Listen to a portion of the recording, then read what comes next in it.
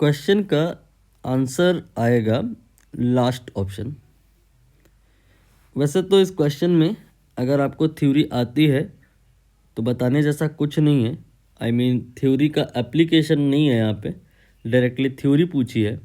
But मैं मान ले रहा हूँ कि आपको थ्योरी नहीं आती है, तो उसको भी यहाँ पर हम एक्सप्लेन कर देते हैं। माइट भी आपके लिए ये रिवीजन होगा, तो आप कर लीजिए। यहाँ पर बात कर रहे हैं ईएम वेव की, और ईएम वेव में इलेक्ट्रिक फील्ड होती है और मैग्नेटिक फील्ड भी होती है। उसकी वजह से जो एनर्जी डेंसिटी होगी वो क्या होगी, बिकॉज ऑफ इलेक्ट्रिक फील्ड वो कितनी होगी, बिकॉज ऑफ मैग्नेटिक फील्ड वो कितनी होगी, ये बताना है। इसके लिए आप अपने पुराने चैप्टर्स के कॉन्सेप्ट को रिकॉल करें। सबसे पहला कैपेसिटर वाली कहानी और दूसरा सोलेनाइड वाली कहानी, राइट। यहाँ पर हमने प्लस प्लस एज्यूम कर लिया, यहाँ पर माइनस माइनस एज्यूम कर लिया। तो प्लस से माइनस के बीच में एक इलेक्ट्रिक फील्ड आती है, वो अगर ई के बराबर है तो between the plate of the capacitor energy store होती है, और इसका फार्मूला होता है half epsilon not E square. और अगर हम दूसरा सोलेनॉइड वाली बात करें, ये वाइंडिंग है और इनमें अगर हम करंट फ्लो करवा दें तो इस ट्यूब के अंदर यहाँ पर मैग्नेटिक फील्ड होती है, और because of that magnetic field जो ट्यूब है उसके अंदर एनर्जी होती है, और उसकी डेंसिटी होती है B square divide by 2 mu naught. तो ये फार्मूला ऐसा नहीं है कि कैपेसिटर में लगेगा, ये फार्मूला हर उस जगह लगेगा जहाँ इलेक्ट्रिक फील्ड है। ये फार्मूला ऐसा नहीं है कि सोलेनॉइड में लगेगा, हर उस जगह लगेगा जहाँ पर मैग्नेटिक फील्ड है। जैसे कि अगर हम ईएम वेव की बात करें तो ईएम वेव में इलेक्ट्रिक फील्ड भी है और मैग्नेटिक फील्ड भी है। तो इलेक्ट्रिक फील्ड की वजह से भी एनर्जी होगी और मैग्नेटिक फील्ड की वजह से भी एनर्जी होगी। इलेक्ट्रिक फील्ड की वजह से जो एनर्जी होगी उसकी जो डेंसिटी होगी वो half epsilon not E square के बराबर होगी, और मैग्नेटिक फील्ड की वजह से जो एनर्जी होगी वो B square by 2 mu naught के बराबर होगी। हाँ, आंसर तो आ गया, लेकिन इसमें एक रिमार्क है, इम्पॉर्टेंट है वो।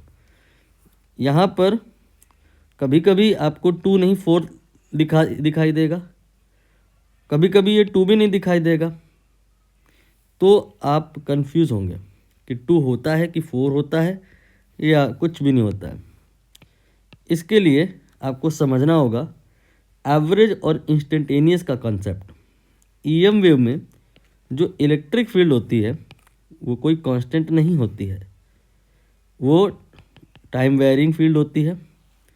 ऐसे ही जो मैग्नेटिक फील्ड होती है वो भी कोई कांस्टेंट नहीं होती है, टाइम वेरिंग होती है। तो आपके मन में ये प्रश्न आना चाहिए कि आप ईएम वेव की अगर एनर्जी निकालना चाहते हो तो यहाँ इलेक्ट्रिक फील्ड जो लोगे तो कौन सी, मैग्नेटिक फील्ड लोगे तो कौन सी। अगर आपके मन में ये सवाल आया है तो इसका जवाब ये है कि अगर हम ईएम वेव की इंस्टेंटेनियस एनर्जी निकालना चाहते हैं तो जिस इंस्टेंट पर निकालना चाहते हैं उसी इंस्टेंट का इलेक्ट्रिक फील्ड, जैसे हम मान लो यहाँ पर करस्पॉन्डिंग टू दैट यहाँ पर निकालना चाहते हैं ईएम वेव की एनर्जी, तो यहाँ पर की इलेक्ट्रिक फील्ड और यहाँ पर की मैग्नेटिक फील्ड लेंगे।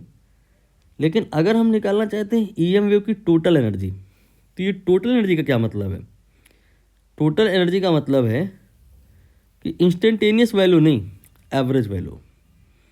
तो यहाँ से यहाँ तक इलेक्ट्रिक फील्ड का आपको ऐसा लग रहा है कि एवरेज 0 होगा, लेकिन इलेक्ट्रिक फील्ड की वजह से जो एनर्जी होगी वो 0 नहीं होगी, क्योंकि यहाँ स्क्वायर है। तो ये जो आपका ग्राफ है नीचे वाला पार्ट ऐसे होकर के बनेगा, और हर जगह इलेक्ट्रिक फील्ड की वजह से ऑलवेज कुछ ना कुछ पॉजिटिव एनर्जी है, और उसका जब एवरेज निकालोगे तो ये आएगा 1/4 then E0 then E square, and यहाँ पर आएगा बी स्क्वायर डिवाइडेड बाई 2 नहीं आएगा 4 आएगा म्यू 0। ठीक है, तो यहाँ पर 1/4 कब होगा आप समझ पाए जब पूछा जा रहा है एवरेज वैल्यू, मैंने इसीलिए इनको एंगल ब्रैकेट के अंदर कर दिया है। एंगल ब्रैकेट यहाँ पे बता रहे हैं एवरेज वैल्यू। और 1/2 कब आएगा? 1/2 तब आएगा जब हम बात कर रहे होंगे इंस्टेंटेनियस। और at any time if you want to calculate total energy, what we can do, we can add these two.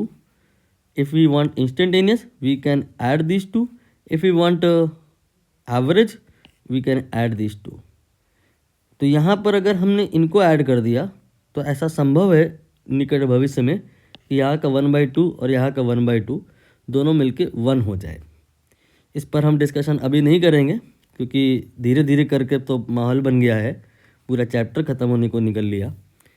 अभी जितना बताया वो मोर देन रिक्वायरमेंट हो गया है, डी ऑप्शन करेक्ट हो गया है।